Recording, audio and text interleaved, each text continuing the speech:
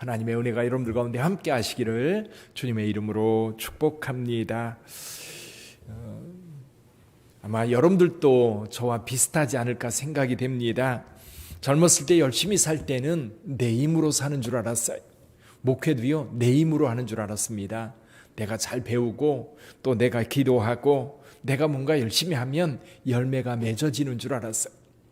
근데 시간이 지나서 돌이켜보면 은혜 아니면 이렇게 주의 일을 행할 수 없다는 것을 발견합니다.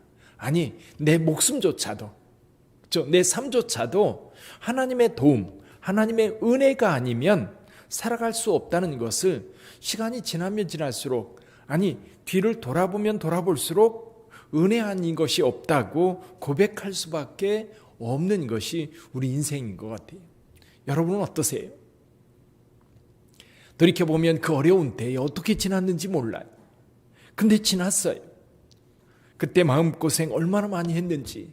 그런데 지금 생각해보면 어떻게 견뎠는지, 어떻게 그 파고를 넘어왔는지, 그 험준 산령을, 그 산을 어떻게 넘어왔는지 지금 생각해봐도 이건 하나님의 도움이 아니면 도저히 이룰 수 없는 그런 은혜였다는 것을 생각하게 됩니다.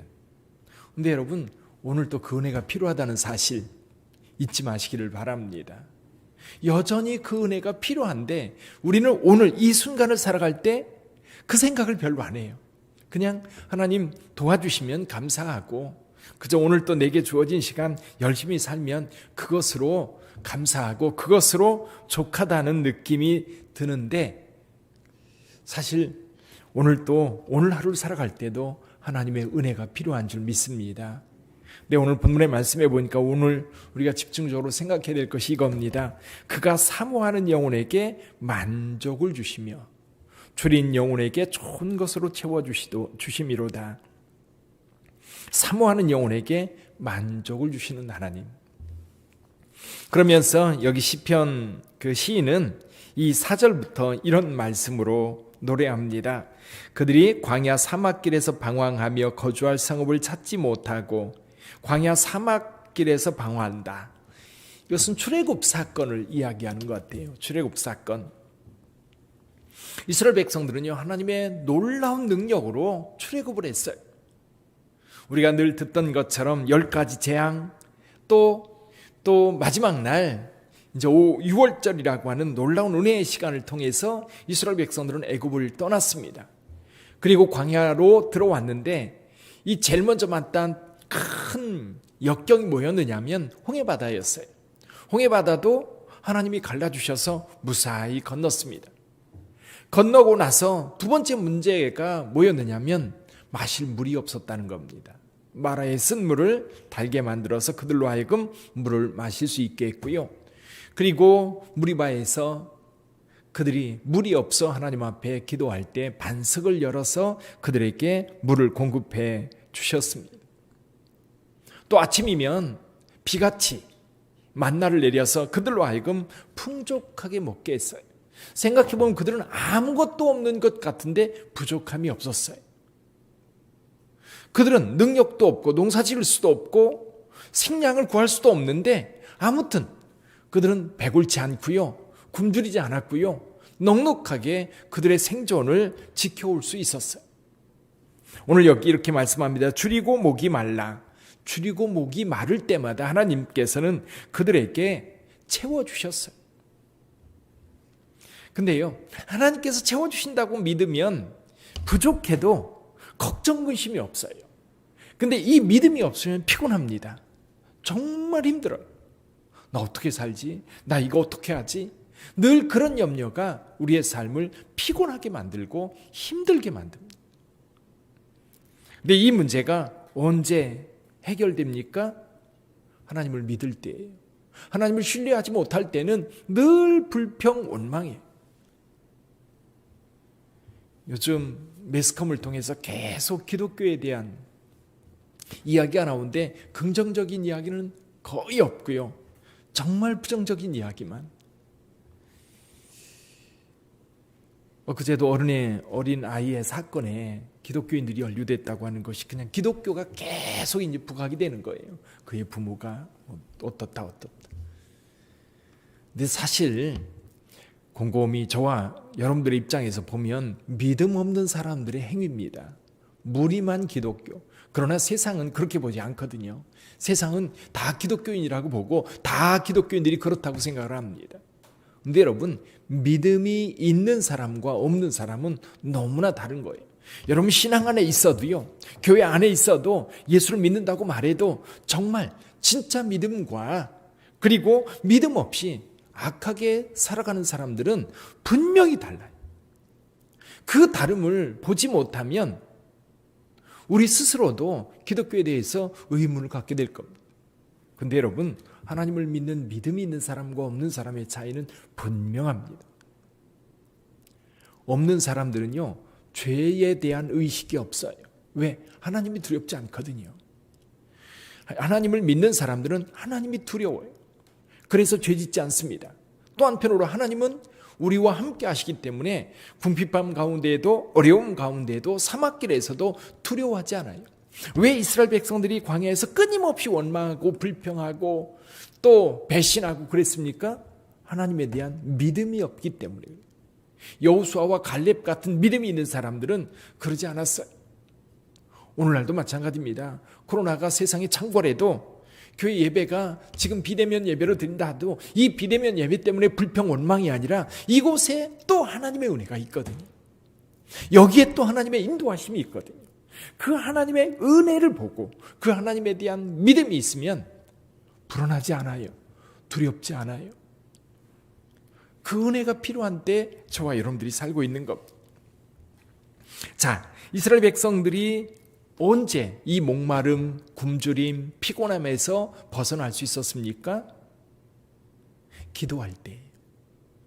한번 볼까요? 여기 6절 한번 보시죠. 6절 같이 읽어봅니다. 이에 그들이 근심 중에 여호와께 부르짖음에 그들의 고통에서 건지시고. 여기 근심 중에 여호와께 부르짖음에, 이 부르짖는다는 얘기는 믿음이 있기 때문입니다. 믿음으로 구하는 거예요. 믿음 없이는 기도하지 못합니다. 그저 소원이 있어서 소원을 아랠 수는 있을지 모르지만 여러분, 기도는 믿음에서 시작하는 거예요. 여호와 하나님을 믿는 그 믿음에서 시작하여 주님 앞에 간구할 때 이 고통에서, 이 피곤한 중에서 건짐 받았던 겁니다. 할렐루야.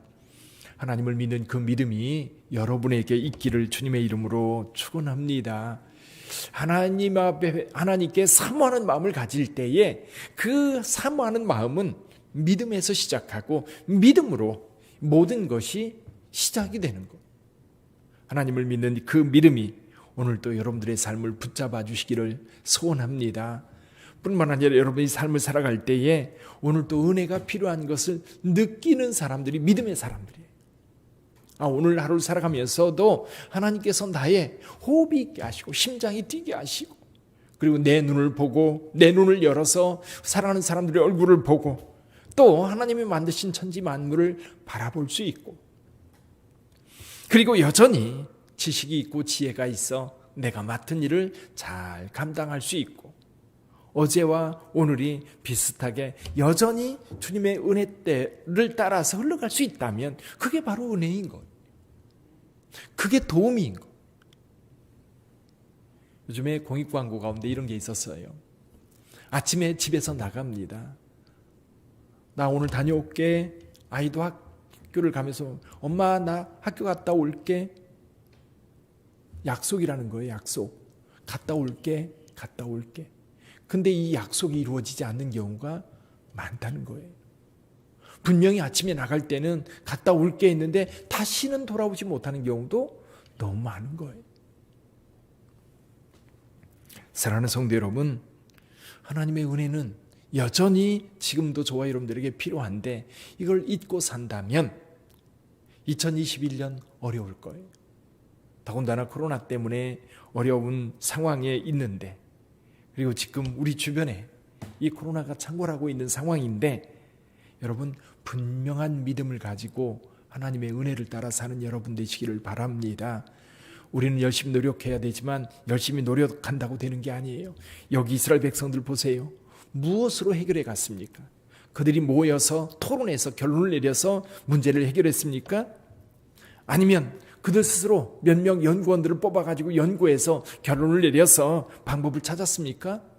아니에요. 하나님께 기도함으로 방법을 찾았고, 아니 하나님의 도움의 손길이 그들에게 임할 때에야 그들은 그 환난에서 건짐받았고 드디어 그들이 영원히 살 성읍에 이를 수 있었던 거예요. 오늘 여기 9절 다시 한번 읽어볼까요? 9절 다시 한번 읽어봅니다. 그가 사모하는 영혼에게 만족을 주시며 줄인 영혼에게 좋은 것으로 채워주심이로다. 아멘. 오늘 2021년 연초에 우리가 특별히 새벽 기도하면서 하나님께서 여러분에게 채워줄 은혜는 무엇입니까? 아니 여러분들이 하나님 앞에 기도할, 하나님 내게 채워줄 은혜는 이겁니다라고 주님 앞에 아뢰 그 기도 제목은 무엇입니까? 또 여러분의 가정에 필요한 은혜는 무엇입니까? 가정도요, 하나님의 은혜 아니면 힘들어요. 여러분의 가정에도 건강이 필요하고 경제적인 문제가 해결돼야 될 거고, 또 여러 가지 큰 일이 있을 수 있어요. 화목이 필요하기도 하고, 또 올해는 이사를 계획하는 분도 계실 거고, 자녀들이 진학, 취업, 개업 여러 가지 일들이 올해 계획되어 있을 수 있습니다. 그러나 여러분, 이 모든 것이 하나님의 은혜가 필요하다는 것을 분명히 아시고 기도하시기를 주님의 이름으로 축원합니다. 여러분의 생업의 현장은 어떠세요?